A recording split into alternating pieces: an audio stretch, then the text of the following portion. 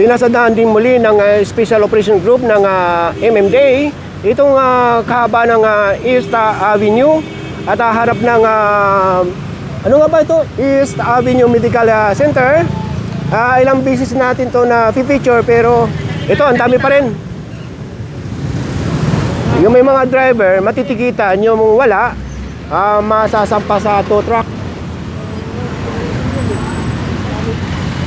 Ang oras ngayon ay 7 ng umaga at Miyerkules Santo. Sir, good morning. Matanong ko lang, meron ba talagang parking area itong East Avenue Medical Center or wala? Sa ngayon po sir, wala po kasi po under construction pa po yung multi-level parking namin sa likod. Kaya ngayon po, lahat po na may pasyente o magpapacheck sa OPD, nasuggest po namin na doon po muna sila makipark sa heart center, gawa ng meron naman po ng pay parking. Pero po, meron dating parking area dito? Dati po. Even po sa mga private cars, sa mga motorcycle, talagang sa ngayon ay walang parking area sa loob ng hospital? Wala po talaga sir. Sa vicinity pala ng hospital? Opo. Maraming salamat sir.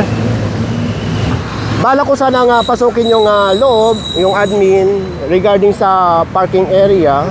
Masyado pa tayong maaga. So ayon na lang kay Sir Guard. Ayun na nga, sa narinig nyo ay sa ngayon wala talagang parking area ng motorcycle or private car sa loob ng hospital. At sinasuggest nila yung mga private at saka motorcycle na doon na muna mag-park sa katabing hospital, doon sa may heart center, at meron daw parking area doon.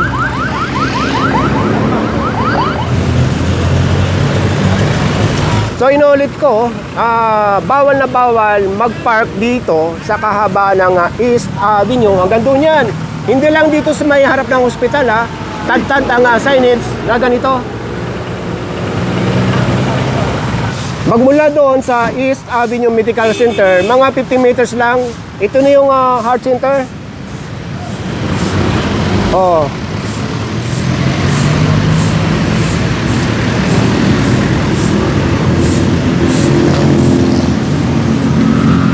Natanong ko na rin yung presyo ng parking fee. Hindi pare-pareho. May 20, may 50, pero consider na natin 50 pesos. At merong additional charge yun pagka depende sa oras.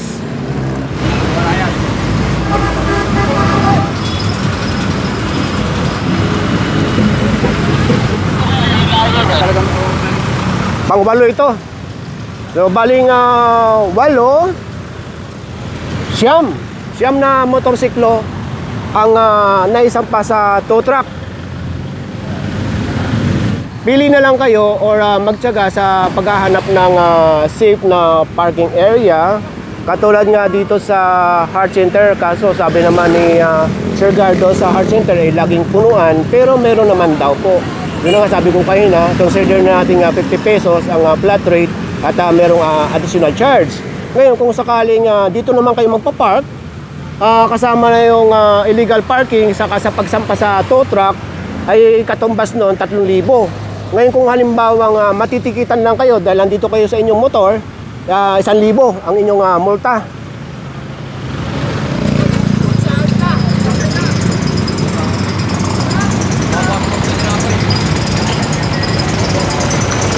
O diba? Wala nang istorbo sa mga nagbabike.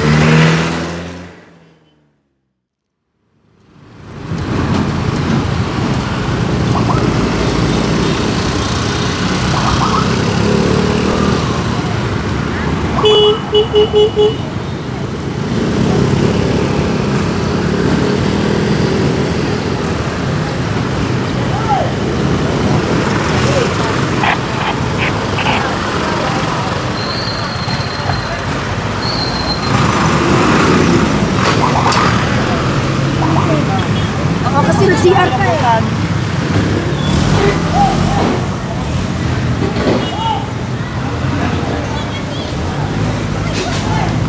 Pinasadahan muli ng Special Operation Group ng MMDA itong kahaba ng CP Garcia at sakop ng Quezon City. Ito yung UP Campus sa Diliman.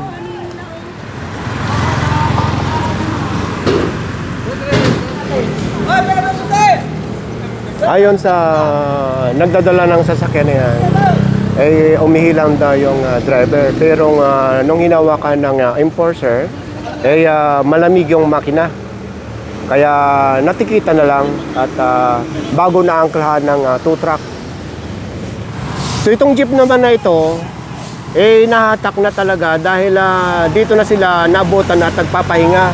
Ibig sabihin, wala silang terminal kung saan-saan lang sila nagpapark.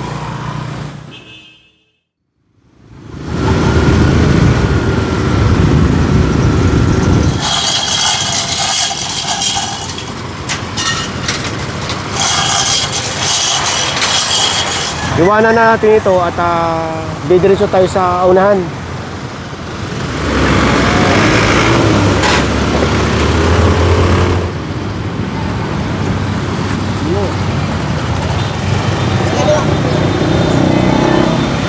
Nasa kahabaan pa rin ng CP Garcia itong team.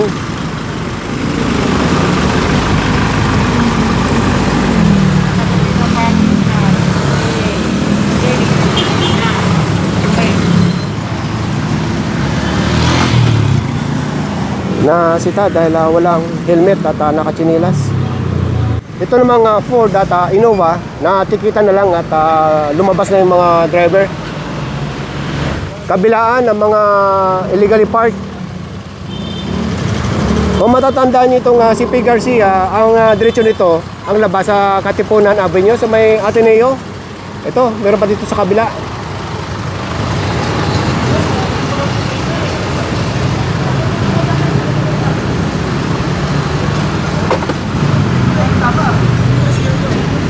Bago pa itong sasakyan na ito. Wala pang plaka.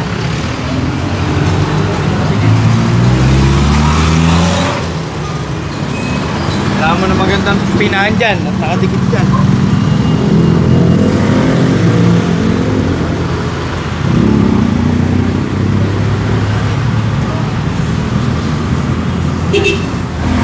Oh, bro.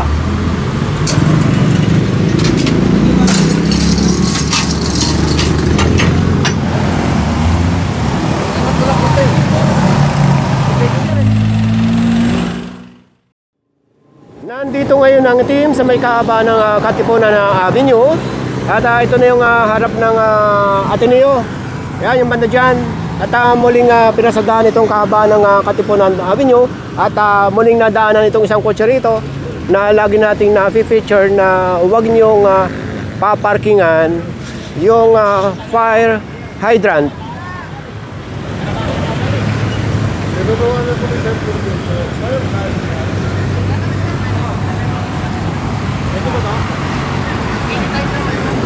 Dahil kung may nakapark dito ay malaking sagabal sa mga kumukuha ng tubig dito sa fire hydrant.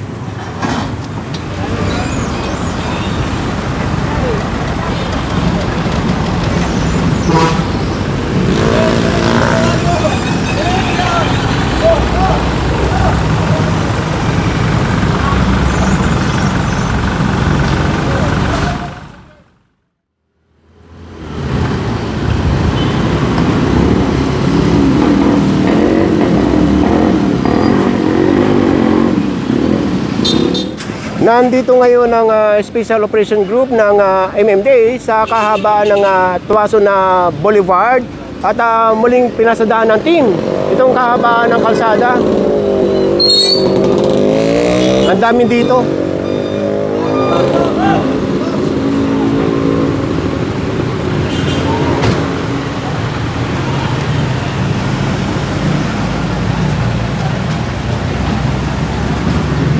Napasada na ito ng team nung nakaraang araw.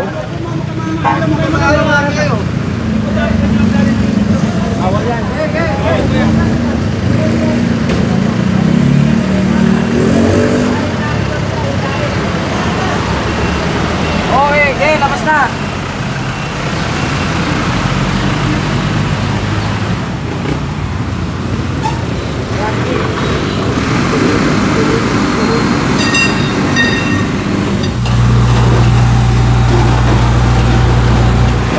niya no parking sign dito. Ipapakita ko sa inyo ulit.